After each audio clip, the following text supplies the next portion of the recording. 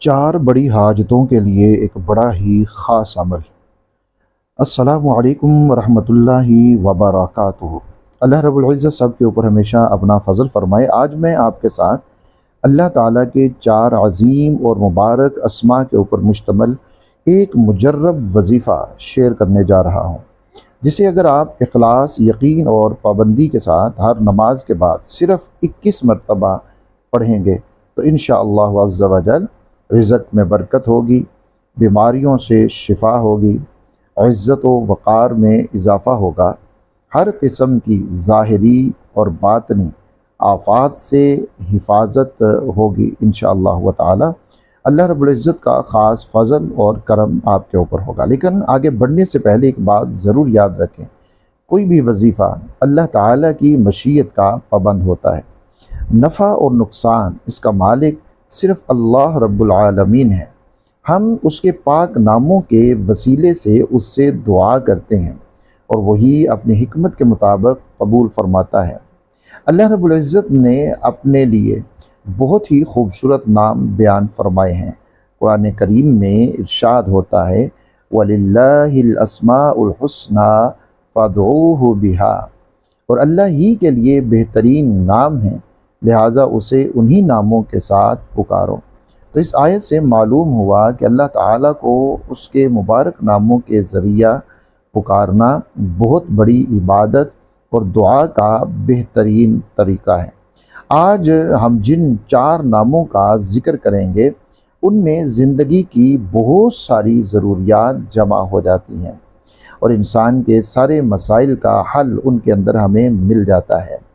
ان اسماء میں سے ایک ہے یا رزاق، یعنی یہ سب سے بڑا رزق عطا فرمانے والے۔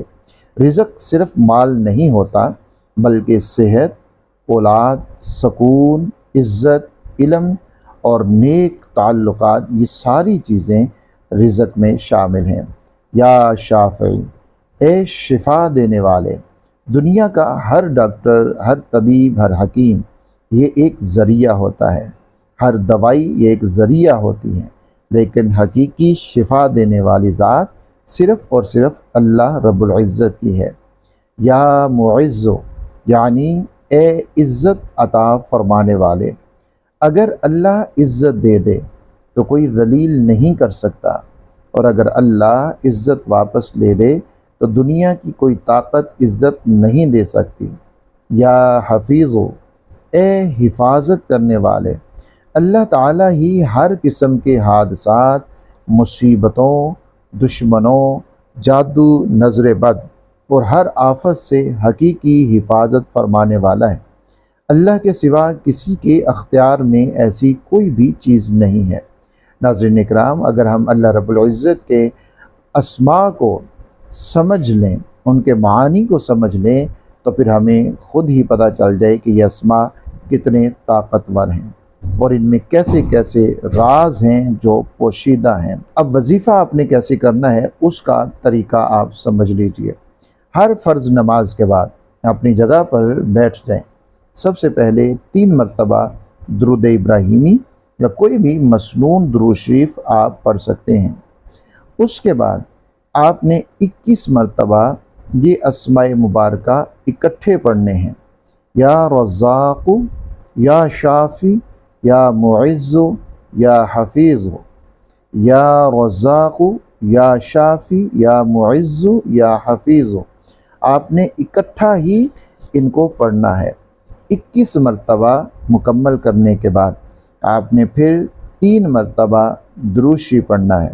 پھر نہایت عاجزی کے ساتھ اللہ رب العزت سے اپنے معاملات کی دعا کرنی ہے، اس طرح کہ یا اللہ اپنے مبارک نام یا رزاق کے صدقے ہمیں حلال اور وسیع رزق عطا فرما۔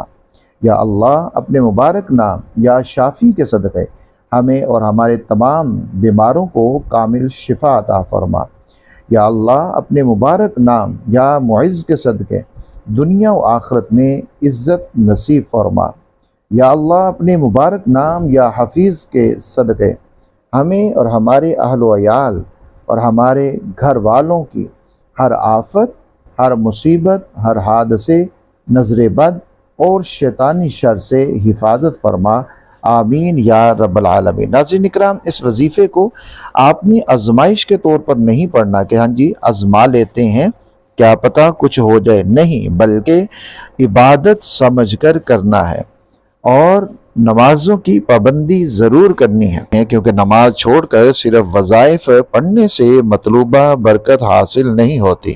رزق حلال اختیار کریں، حرام سے بچیں، حقوق العباد ادا کریں اور گناہوں سے توبہ کرتے رہیں۔ انشاءاللہ اگر اللہ رب العزت نے چاہا تو اس عمل کی برکت سے آپ اپنی زندگی میں خیر، برکت، سکون اور آسانیاں محسوس کریں گے۔ اللہ تعالی ہمیں اپنے اسماء حسنہ کی برکت نصیب فرمائے، ہماری دعاؤں کو قبول فرمائے، ہمارے رزق میں وسعت عطا فرمائے، ہمیں کامل شفا دے، عزت عطا فرمائے اور اپنے امان میں رکھے، آمین یا رب العالمین۔